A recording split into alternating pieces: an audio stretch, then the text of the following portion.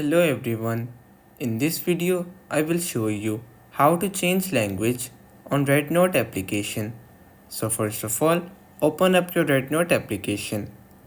Now on the application's main interface, what you have to do is that you have to click on your profile icon that is present at the bottom right corner of your screen. Now on your profile, as you can see, everything is in a different language. So to change your language, you have to click on the settings icon. Now on the settings, you have to tap on the second option, that is the general settings. Now on your general settings, you have to tap on the first option, that is of languages. Now in languages, currently there are only 3 options available.